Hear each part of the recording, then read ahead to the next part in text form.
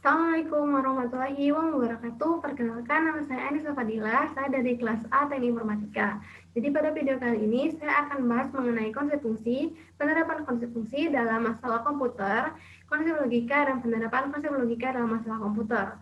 Tugas ini dibuat untuk memenuhi tugas ujian akhir semester matematika diskrit. Langsung saja kita mulai pembahasannya. Yang pertama itu kita membahas mengenai relasi ekuivalen. Relasi ekuivalen itu memiliki beberapa komponen. Yang pertama itu reflexivity atau refleksif. Itu adalah suatu relasi di mana setiap elemen itu berelasi dengan dirinya sendiri. Misalkan ada suatu elemen A, A itu merupakan anggota dari himpunan A, maka akan membentuk relasi 1,1, 3,3. Itu contohnya. Di mana 1 berelasi dengan dirinya sendiri, yaitu 1, 3 berelasi dengan dirinya sendiri, yaitu 3. Yang kemudian, relasi simetri. Simetri itu adalah suatu bentuk relasi yang mana dia itu jika ada A, B, maka juga akan ada relasi B, A, di mana A dan B itu adalah suatu anggota dari himpunan R. Contohnya adalah 1,2, 2,1, 1,3, 3,1. Di mana setiap elemen itu bersimetri. Kemudian antisimetri. Antisimetri itu adalah suatu relasi di mana di dalamnya itu terdapat relasi simetri, tetapi ada juga yang tidak termasuk relasi simetri, sehingga disebut dengan antisimetri. Artinya dalam suatu relasi atau suatu himpunan ada bagian yang tidak simetri. Itu ada contohnya, ada R sama dengan 2,1, 3,1, 1,2. Di sana 3,1-nya itu tidak memiliki relasi yang simetri. Kemudian selanjutnya transitivity. Transitivity itu adalah suatu relasi yang memiliki bentuk jika ada A, B, B, C, maka akan ada relasi A, C, di mana A, B, dan C itu adalah anggota dari himpunan R. Contohnya adalah jika ada 2,4, 4,6, 2,6. Kemudian relasi ekuivalen. Relasi ekuivalen itu adalah relasi yang memiliki sifat refleksif, transitif, dan simetris secara bersamaan dan sekaligus. Kemudian konsep fungsi. Fungsi itu adalah suatu relasi yang memetakan setiap elemen yang ada di domain tepat pada satu elemen yang ada di kodomain. Nah, misalkan di sini ada F. F itu adalah fungsi yang memetakan A ke B, maka akan membentuk suatu simbol seperti ini, F, A ke B. Ini adalah contoh fungsi di mana ini A, ini B. Dan F itu fungsi yang menghubungkan antara domain A dan kodomain B. Kemudian di dalam konsep fungsi kita akan mengenal yang disebut dengan rank. Rank itu adalah himpunan B yang termapping atau terpetakan oleh himpunan A. Kemudian sifat-sifat fungsi. Sifat-sifat fungsi itu ada injection, surjection, dan bijection. Injection itu adalah disebut juga dengan bantuan atau sifat fungsi mana setiap elemen yang ada di domain terpetakan tepat pada satu elemen yang ada di kodomain. Nah, di sini ada contohnya ketika A, B, C itu termapping atau dipetakan tepat pada satu di elemen yang ada di kodomain, meskipun ada satu elemen di kodomain yang tidak termapping. Nah, kemudian ada yang disebut dengan fungsi surjection. Fungsi surjection itu adalah fungsi di mana setiap anggota elemen yang ada di kodomain termapping oleh elemen yang ada di domain. Ini adalah contohnya. Nih, harus termapping. Walaupun ada dua elemen yang ada di domain yang memetakan pada satu elemen yang ada di domain, di kodomain. Kemudian fungsi bijection. Fungsi bijection itu adalah fungsi yang bersifat yunto dan one-to-one sekaligus. Ini seelemen A termapping atau dipetakan ke elemen tepat pada satu elemen di kodomain, dan setiap elemen di kodomain terpetakan oleh setiap elemen di domain. Kemudian komposisi dan juga inverse. Di sini fungsi komposisi itu merupakan suatu fungsi yang terhubung dan saling bekerja sama. Nah, misalkan nih ada mesin G, F. Jadi pertama kita masukkan X sebagai input untuk mesin F. Nah, mesin F ini akan menghasilkan output yang berupa Fx. Ketika output yang berupa Fx ini masuk menjadi input dari mesin G, nah maka akan menghasilkan input yaitu G, Fx. Nah, G, Fx ini disebut dengan G komposisi Fx. Simbolnya adalah seperti ini. Kemudian, sifat-sifat fungsi komposisi. Yang pertama, dia itu tidak bersifat komunikatif. Artinya, dia itu tidak bisa ditukar-tukar. G komposisi F akan berbeda dengan F komposisi G. Yang kedua, dia itu bersifat asosiatif dan pengerjaannya bisa dikelompokkan terlebih dahulu. Di sini ada contoh dari fungsi komposisi. Jika Fx adalah 2x tambah 3 dan F komposisi Gx adalah x tambah 4, maka F komposisi Gx itu adalah kita masukkan x tambah 4 itu sebagai input ke fungsi Fx. Jadi 2x tambah 4 tambah 3, 2x tambah 11. Kemudian fungsi inverse. Jika suatu fungsi f a, yang memetakan a ke b berelasi dengan fungsi g yang memetakan b ke a, maka g itu disebut dengan inverse dari fungsi f. Disimbolkan dengan f pangkat min 1 di atasnya. Nah, kemudian juga ini adalah contoh bagaimana sih skema inverse itu bisa berlangsung ketika x ke y itu disebut dengan f, tapi ketika y ke x itu disebut dengan f inverse. Bagaimana cara kita menentukan inverse? Yang pertama, kita itu harus mengubah persamaan x, f, y ke dalam bentuk f y sama dengan x. Kemudian kita gantikan x menjadi f inverse y, sehingga dia berbentuk f y sama dengan f inverse y. Dan langkah terakhir, kita gantikan y dengan x sehingga terbentuklah persamaan f inverse x. Ini ada contohnya. Contohnya, tentukan f inverse jika fx sama dengan 2x min 6. Solusinya adalah fx itu adalah 2x min 6. F inverse x adalah 2x min 6 sama dengan x. Y sama dengan 2x min 6. 2x sama dengan y tambah 6. X sama dengan y tambah 6 per 2. Kemudian, jadi f inverse y itu sama dengan y tambah 6 per 2. Kita rubah y-nya ke dalam bentuk x sehingga x tambah y. F inverse x sama dengan x tambah 6 per 2. Kemudian, bagaimana sih penerapan konsep function dalam menyelesaikan permasalahan berbasis komputer? Salah satu contoh penerapan konsep fungsi dalam permasalahan berbasis komputer itu ada dalam kriptografi. Kriptografi itu adalah ilmu atau seni untuk menjaga kerahasiaan pesan dengan cara menjadikannya ke dalam bentuk yang tidak bisa dikenali atau dibaca. Dalam ilmu kriptografi itu ada 2 fase, yaitu enkripsi dan deskripsi.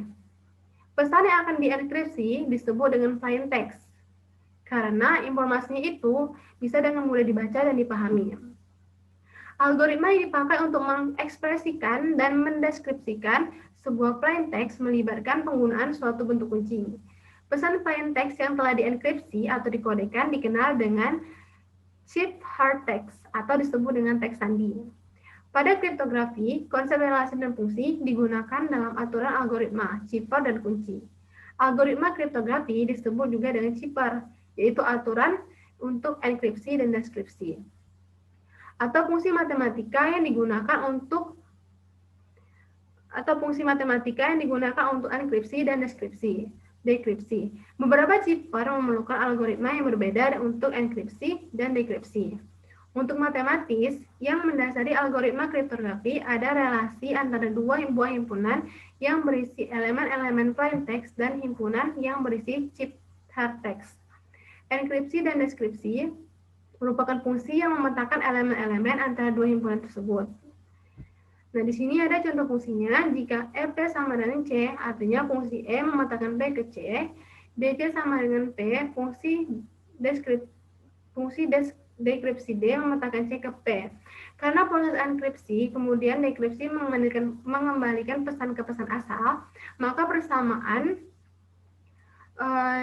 D, E, P, dan P itu harus benar. Kriptografi itu mengatasi masalah keamanan data untuk menggunakan kunci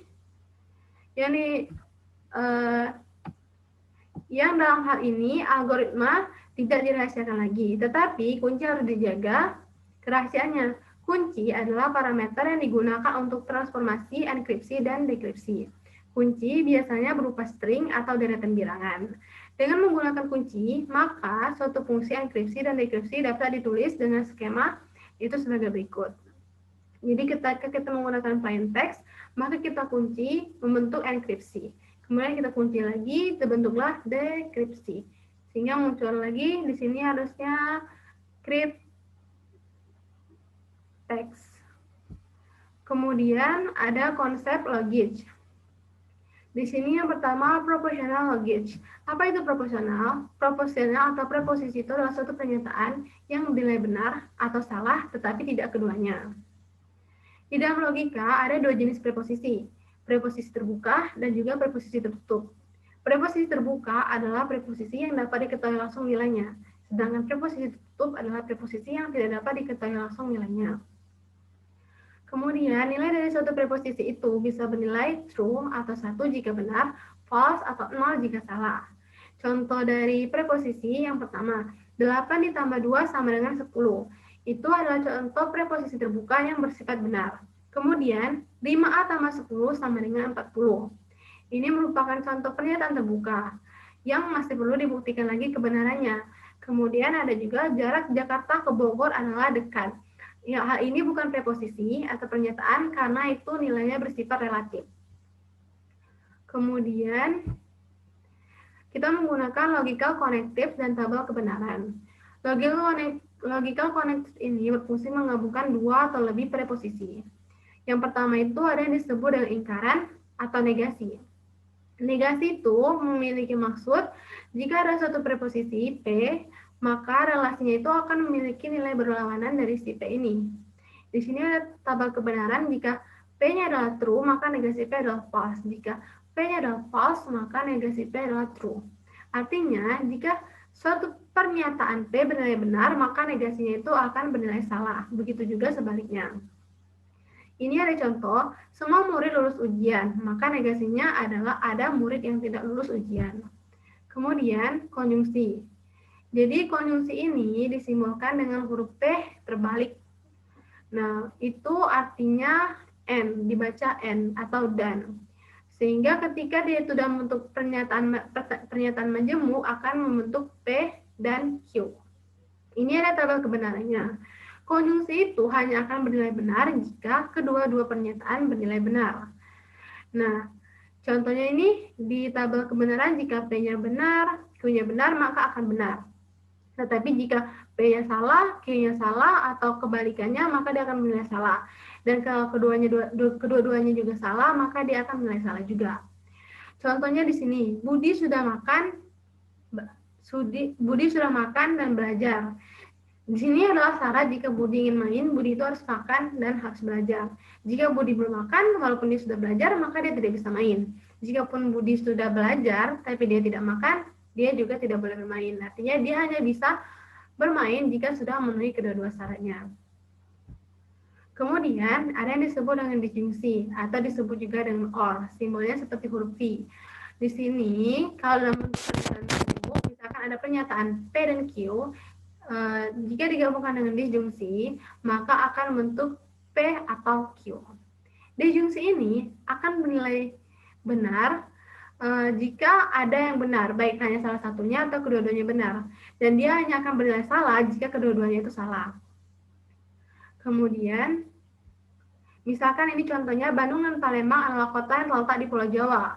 Karena Bandung ada di Pulau Jawa, maka pernyataan benar walaupun Palembang itu tidak terletak di Pulau Jawa. Selanjutnya ada yang disebut dengan implikasi. Implikasi itu dia hanya akan bernilai salah jika kesimpulannya bernilai salah, tetapi pernyataannya bernilai benar. Selainnya itu dia akan bernilai benar. Nih, ini tabel kebenarannya. Jika P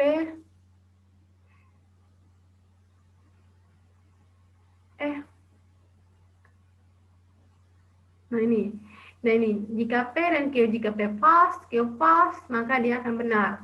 Jika P false, Q true, maka dia akan true. Jika P true, Q false, dia akan false. Karena kesimpulannya tidak boleh salah, sedangkan simpulannya jangan salah, dan pernyataannya itu benar, maka dia akan salah di sini. Nah, ketika kedua-duanya benar, dia juga akan menilai benar. Jadi, implikasi itu dia akan bernilai salah jika pernyataannya itu bernilai benar, tetapi kesimpulannya bernilai salah. Kemudian, ada yang disebut dengan biimplikasi. Jadi implikasi itu, dia itu hanya akan bernilai benar jika sebab dan akibatnya itu bernilai sama, baik dia sama-sama benar ataupun sama-sama salah. Ini contoh tabel kebenarannya, ketika dia sama-sama salah, dia akan benar, ketika dia sama-sama benar, dia akan benar juga. Tapi sedangkan ketika salah satunya ada yang salah dan salah satunya ada yang benar, maka dia akan mulai salah. Kemudian exclusive or. Nah, disjungsi ini akan bernilai benar jika salah satu dari dua atomiknya itu benar, tapi tidak kedua-duanya. Artinya salah satu dari pernyataan itu bernilai benar, salah satu yang bernilai salah, tapi tidak kedua-duanya itu tidak boleh sama, tidak boleh sama-sama benar, tidak boleh sama-sama salah. Nah, ini contohnya. Ketika sama-sama benar, dia akan salah. Ketika sama-sama salah, dia juga akan salah. Tapi ketika salah satunya benar, salah satunya salah, maka dia akan bernilai benar. Nah, ini adalah contoh dari tabel kebenaran untuk semua negasi yang ada. Untuk semua logika yang ada, mulai dari P negasinya, Q negasinya, PMQ, P or Q, P implikasi Q, P implikasi Q, dan P exclusive or Q. Selanjutnya, ada yang disebut dengan precedence of logical operator. Jadi, dalam kita menyelesaikan operasi yang berhubungan dengan logika, itu ada yang disebut dengan urutan operasi. Dimulai dari negasi, konjungsi, disjungsi, implikasi, dan implikasi. Kemudian, ada juga yang disebut dengan converse, kontrapositif, dan juga inverse. Jadi, misalkan ada suatu pernyataan jika P, maka Q. Jika di converse, maka akan menjadi jika Q, maka P.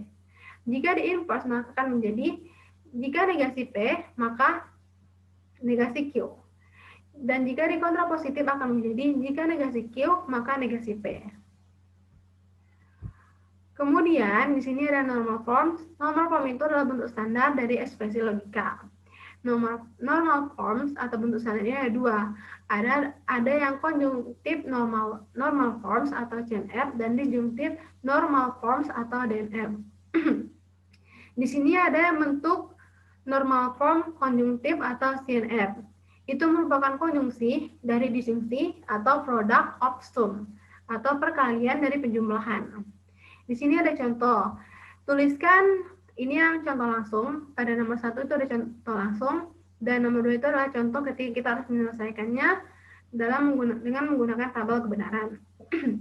Di sini kita membuat tabel kebenaran dari P, Q dan menghasilkan tabel kebenaran dari P diimplikasi Q. Untuk menyelesaikan bentuk normal dari konjungtif ini, kita fokus pada pernyataan yang bernilai salah atau false. Kita buatlah bentuk CNF-nya, sehingga akan menghasilkan bentuk seperti ini. Untuk P implikasi Q akan memiliki bentuk CNF, itu negasi P disjungtif Q atau disjungtif Q konjungtif V disjungtif negasi Q atau negasi P or Q and V or negasi Q. Selanjutnya bentuk normal disjungtif atau DNF. Nah, bentuk DNF ini itu adalah disjungsi dari konjungsi atau disebut juga dengan sum of product atau penjumlahan dari perkalian. Ini ada contoh soal nomor 1 itu contoh bentuk langsung. Dan kembali lagi, contoh soal nomor 2 itu juga kita selesaikan dengan menggunakan tabel kebenaran. Di sini kita bentuk tabel kebenaran dari P, Q, dan P implikasi Q. Dan untuk DNF kita fokus pada nilai yang bernilai true atau benar. Jadi untuk nilai yang bernilai true, kita buatlah bentuknya dalam bentuk DNF. Sehingga diperoleh bentuk DNF dari P implikasi Q itu sama dengan P and Q or negasi P and Q or negasi P and negasi Q. Itu. Selanjutnya kita akan mengubah, bagaimana sih cara mengubah DNF ke CNF. Yang pertama itu kita harus menemukan negasi. Negasinya ini kita tulis dalam bentuk si DNF. Kemudian kita menggunakan hukum De Morgan untuk menentukannya ke dalam bentuk CNF. Di sini ada contoh. Jika P implikasi Q implikasi R, kemudian ditemukanlah bentuk DNF-nya itu adalah P and Q and negasi R, or negasi P and Q and negasi R, or negasi P and negasi Q and negasi R. Pertama kita negasikan dulu, sehingga hasilnya akan menjadi seperti ini. Negasi P and Q and negasi R, and lagi negasi P and Q and negasi R, negasi N negasi P and negasi Q negasi R, dan endingnya akhirnya dalam bentuk CNF dia akan menjadi seperti ini. Negasi P or negasi Q or R and V, or negasi Q or R and V or Q or R. Kemudian ada yang disebut dengan well-formed formula. Itu adalah suatu formula yang digenerate dengan sekumpulan informasi yang telah ditentukan. Ketentuannya, jika ada dua pernyataan A dan B itu adalah bentuk WFF, maka negasi dari negasinya itu seperti negasi A, negasi B, A, N, B, A, or B, A implikasi B, A, B implikasi B, itu akan well-formed formula juga. Dan tidak ada lagi WFF selain itu. Dan di sini ada contoh WFF, negasi Q, P implikasi Q itu termasuk WFF. Yang bukan WFF itu jika Q negasi atau or negasi Q, itu bukan bentuk dari WFF. Kemudian di sini ada synthetic tree. Synthetic tree itu digunakan untuk menentukan yang mana yang termasuk bentuk WFF. Komponen dari synthetic tree itu yang pertama ada komposisi atau composition.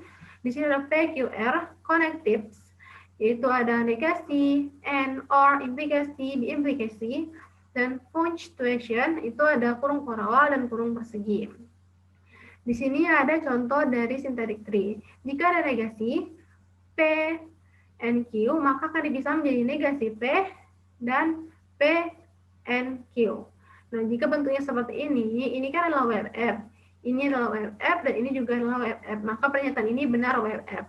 Kemudian ada proportional interference rule. Di sini ada yang disebut dengan modus ponens.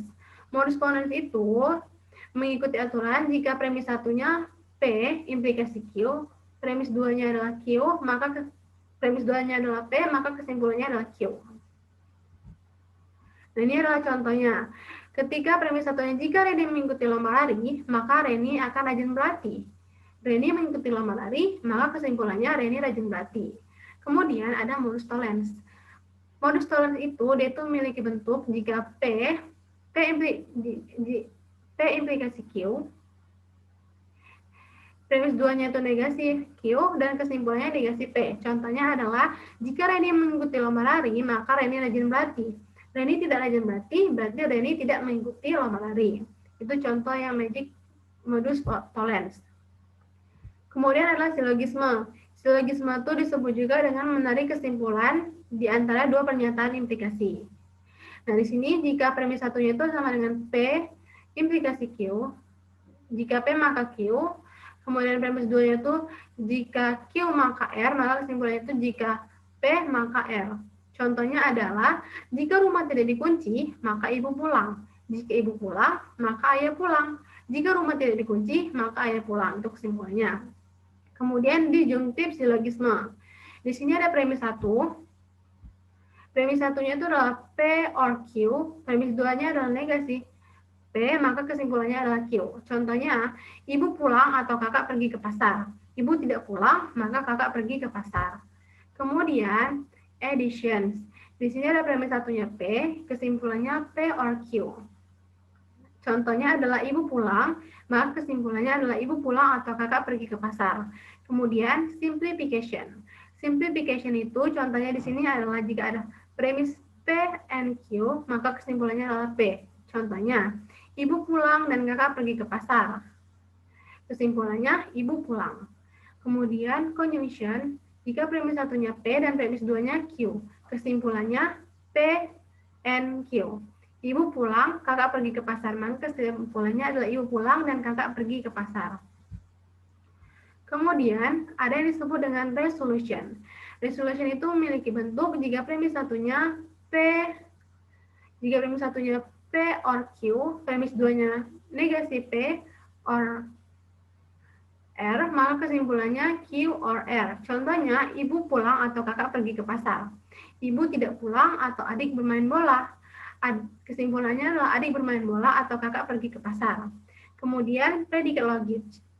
Predikat adalah suatu fungsi dari satu atau lebih argumen yang bisa bernilai benar atau salah. Istilah dalam predikat logis itu adalah subjek atau kata benda, predikat, properti dari term, fungsional fungsi proposisional, itu fungsi, kuantor, ada yang bersifat universal, artinya yang seluruhnya itu bisa bernilai salah atau benar, dan eksistensial, bisa bernilai benar atau salah. Cukup ada satu atau berapa yang bernilai benar atau salah. Di sini ada contoh, jika X itu adalah kelipatan 5, maka X itu sebagai subjek dan adalah kelipatan 5 itu adalah sebagai predikat. Kemudian, di sini ada jenis-jenis predikat. Pertama, jika ayah. Ayah saja itu, ayah X itu disebut dengan unary predikat. Yang kedua, kakak X, Y disebut dengan binary predikat. Yang ketiga, sum X, Y, Z disebut dengan ternary predikat. Dan P, X, Y, Z sampai N itu disebut dengan n-ary predikat. Kemudian, ada yang disebut dengan universal dan existential quantification. Pertama, quantification atau quantifier itu adalah pernyataan yang berisi jumlah atau kuantitas. Nah, jadi dalam bahasa logika matematika, quantifier itu ada dua. Ada yang pernyataan yang bersifat universal atau yang umum dan eksistensial atau yang bersifat khusus. Nah, yang pertama, universal quantification. Jadi, universal quantification ini ditandai dengan kata semua atau setiap. Yaitu menggunakan simbol seperti huruf A yang dicerminkan secara horizontal sehingga berbentuk seperti A terbalik. Itu dibaca, simbol ini dibaca dengan untuk semua A atau untuk setiap A. Pernyataan berkuantor universal dengan kalimat terbuka PX disimbolkan dengan ini. Untuk setiap A, PX. Untuk setiap X, PX. Nah, jadi untuk universal quantification ini, dia itu bisa benar ataupun salah untuk semua semesta. Ini adalah contohnya. Jika diketahui persamaan X tambah 3 kurang dari 10 dengan X adalah himpunan bilangan bulat positif di mana A lebih dari 5, tentukan nilai kebenaran untuk setiap X adalah anggota dari A, X tambah 3 kurang dari 10. Untuk menentukan nilai kebenarannya, maka kita harus mengetes atau menguji satu persatu. Kita misalkan jika A itu adalah 1, 2, 3, dan 4. Jika kuantor universal untuk semua nilai A itu yang dimasukkan yang memenuhi persamaan yaitu X tambah 3 kurang dari 10. Jadi untuk misalkan untuk A sama dengan 1, 1 tambah 3 sama dengan 4, 4 kurang 10, 4 kurang dari 10 maka memenuhi. Kemudian yang kedua, A sama dengan 2, 2 tambah 3 sama dengan 5, 5 itu kurang dari 10 maka memenuhi. Yang ketiga itu adalah A sama dengan 3, 3 tambah 3 sama dengan 6, dan 6 kurang dari 10 maka juga memenuhi. Untuk A sama dengan 4, 4 tambah 3 sama dengan 7, dan 7 kurang dari 10 juga memenuhi. Karena semua himpunan A memenuhi, maka setiap X tambah 3 kurang dari 10 itu bernilai benar. Kemudian, existential quantification. Ini ditandai dengan adanya kata-kata ada, terdapat, sebagian, beberapa, dan sebagainya. Untuk existential quantification itu simbolnya seperti huruf E yang dicerminkan pada sumbu vertikal sehingga membentuk seperti huruf E yang terbalik. Nah, ini simbolnya ada E seperti E terbalik X itu dibaca terdapat nilai X.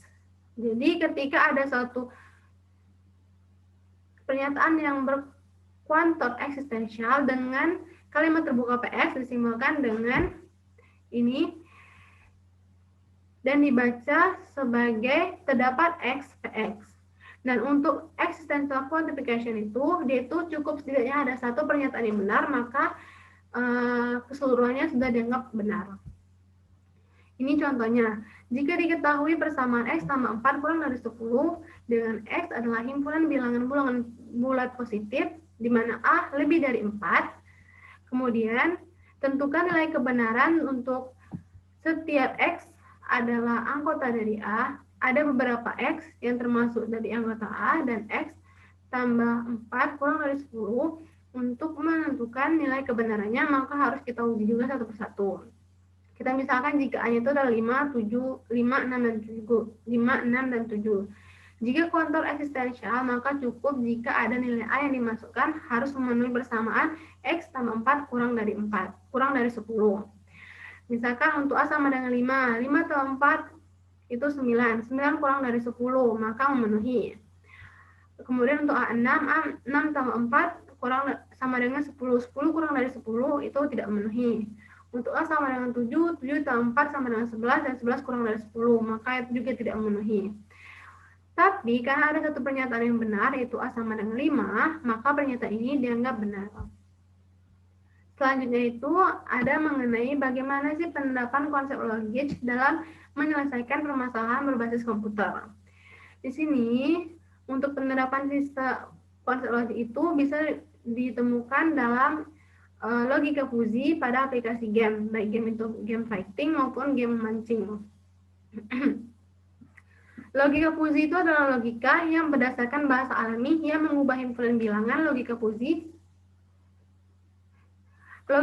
itu adalah logika berdasarkan bahasa alami yang mengubah himpunan bilangan matematika ke dalam himpunan yang lebih sederhana.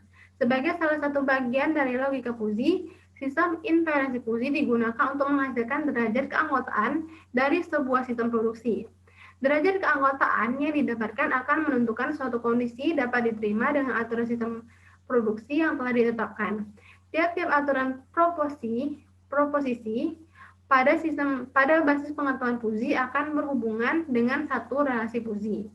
Sistem fuzzy secara umum terdapat 5 langkah dalam melakukan penalaran, yaitu yang pertama, memasukkan input fuzzy, yang kedua, mengaplikasikan operator fuzzy, yang ketiga, mengaplikasikan metode implikasi, yang keempat, komposisi semua output, dan yang kelima, defusifikasi. Di sini ada contoh, if X is A, then Y is B, dengan X dan Y adalah skalar, dan A dan B adalah variabel linguistik, disebut antecedent, sedangkan if disebut antecedent, sedangkan proposisi yang mengikuti dia disebut dengan konsekuen. Preposisi ini dapat diperluas dengan menggunakan penghubung fuzzy. Nah, penghubung fuzzy itu bisa berupa and atau juga or. Di sini seperti ada semisal diketahui sebuah aturan, if daya rendah and permintaan naik. Penalaran monoton atau monotonic selection digunakan sebagai dasar untuk teknik implikasi fuzzy. Jika dua daerah fuzzy direlasikan dengan implikasi sederhana sebagai berikut. If X is A, then Y is B. Maka transfer fungsinya itu akan Y sama dengan Fx, A, B. Maka sistem fuzzy dapat berjalan tanpa harus melalui komposisi dan dekomposisi fuzzy. Nilai output itu dapat diestimasi secara langsung dari derajat keanggotaan yang berhubungan dengan antecedennya. Logika fuzzy dapat digunakan untuk merancang sebuah sistem pendukung dan atau pengambil keputusan dalam hal ini pada aplikasi game fighting. Proses pengambilan keputusan menghasilkan presentasi pada tiap tindakan yang telah disediakan. Proses pengambilan keputusan tidak memfokuskan kepada satu hasil keputusan, tetapi pada kombinasi tiap kemungkinan hasil keputusan dalam format presentase. Logika fuzzy dapat berhubungan dengan beberapa variabel dengan batasan aturan.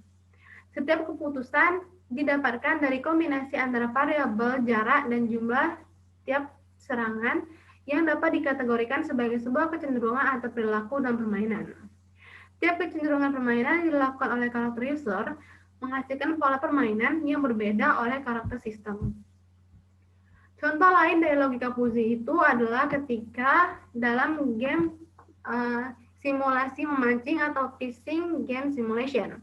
Dalam game ini, yang dapat diambil adalah logika fuzzy Mamdani dengan memanfaatkan agregasi, OR, dan metode mean of maximum dalam defusifikasi dapat dijadikan sebagai model penentuan jenis ikan dan berhasil diimplementasikan pada game simulasi memancing. Kedalaman umpan dan waktu pemancingan dijadikan sebagai masukan untuk perhitungan Puji Mamdani. Hasil dari perhitungan Puji Mamdani dibandingkan dengan jenis umpan yang digunakan untuk menentukan jenis ikan yang didapat. Penggunaan metode mean of maximum saat dipuzifikasi pada logika Puji Mamdani menyebabkan ikan-ikan tertentu memakan umpan yang spesifik, tidak mungkin didapatkan, sehingga pemain tidak bisa melengkapi daftar ikan yang diperoleh. Hasil pembangunan game mancing Nusantara memiliki nilai akurasi 86,9% dalam menentukan kelompok ikan yang didapat. Baik, saya rasa cukup sekian presentasi dari saya. Sekian dan terima kasih. Wassalamualaikum warahmatullahi wabarakatuh.